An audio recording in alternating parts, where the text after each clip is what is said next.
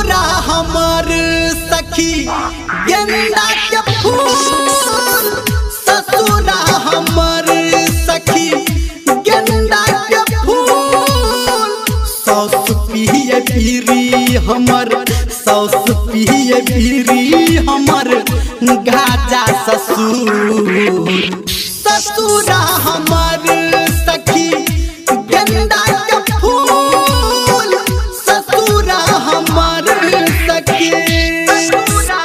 पप्पू राम का contact mobile number 847697003।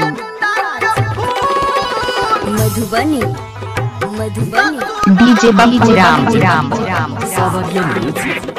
चौधराना बिगहा के बिगहा हमारा सैया के जमीन छे आ दुआरा पे लागल धान कुटी के मशीन छे।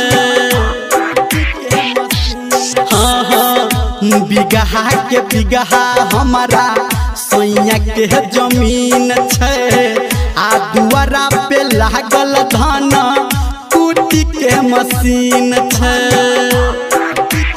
हाँ हाँ हाँ हाँ देवरा शैतान छे हमर देवरा शैतान छे हमर पिया कर भैंसुर ससुरा हमर सखी गेंदा के फूल ससुरा हमर सखी गेंदा के फूल ससुरा हमर सखी।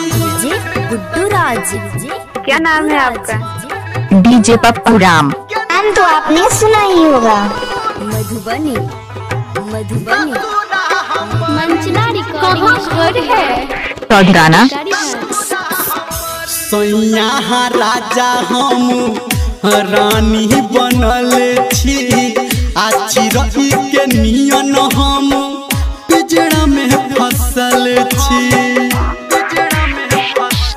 हाँ हाँ सैया राजा हम रानी बनल छी आ चिरई के नियन हम पिजड़ा में फसल छी। हाँ हाँ राही टहड सन टू सखी सैया निरमलिया सखी बहुते छे दूर ससुरा हमर सखी गेंदा के फूल ससुरा हमर सखी गेंदा के फूल ससुरा हमर सखी।